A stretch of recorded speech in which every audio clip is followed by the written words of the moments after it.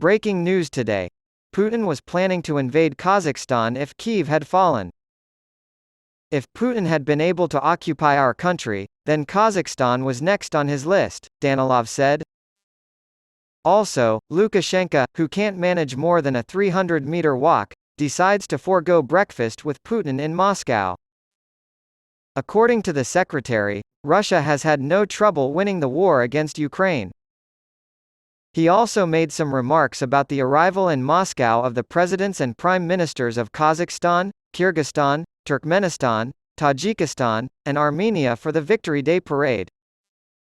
You may also be interested in: Ukraine's foreign ministry condemns the trip of 6 leaders to Putin's parade honoring a suspect in war crimes. I don't know what drew them here. We'll have to wait and see what happens. Moscow's military parade on May 9 was bleak and short, lasting only 45 minutes and featuring only 8,000 troops, the lowest number in 15 years. Instead of the usual columns of modern tanks that are the focal point of Victory Day parades, this year only one tank, a World War II relic T-34, made its way across Red Square. For the 4th time, Putin has postponed a May 9 reception for veterans at the Kremlin.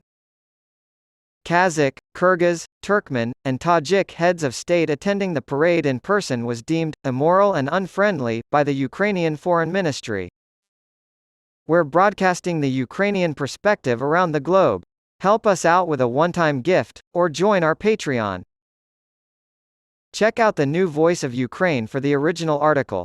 During his speech at the Victory Day parade honoring the Soviet victory over Nazi Germany, the Russian president lashed out at Western globalist elites.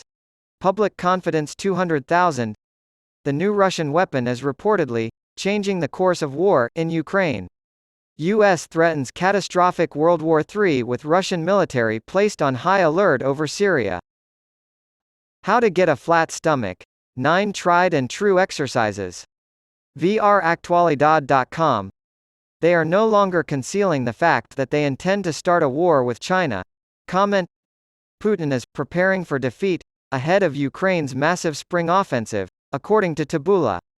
In his fiery Victory Day address, Vladimir Putin claimed that the conflict in Ukraine would determine Russia's fate.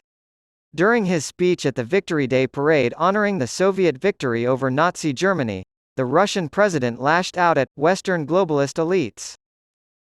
In Parliament, Boris Johnson discusses Ukraine's membership in NATO. Russian President Vladimir Putin has told his armed forces involved in the conflict in Ukraine that the fate of their country rests on them.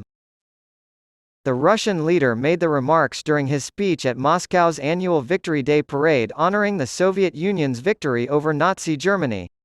In his speech, he defended Russia's invasion of Ukraine and attacked Western globalist elites, whom he said were responsible for fostering hatred and Russophobia, and undermining traditional family values. He told the Russian troops, "Your combat effort is the only thing that matters right now. Today, our nation's safety is in your hands. Tomorrow, the fate of our state and our people are in your hands."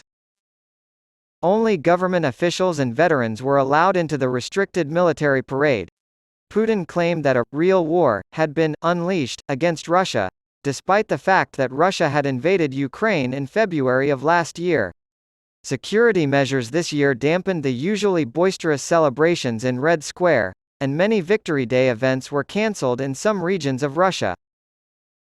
Recent weeks have seen a rise in security concerns in Russia due to a spate of drone attacks, explosions, and acts of sabotage across the country.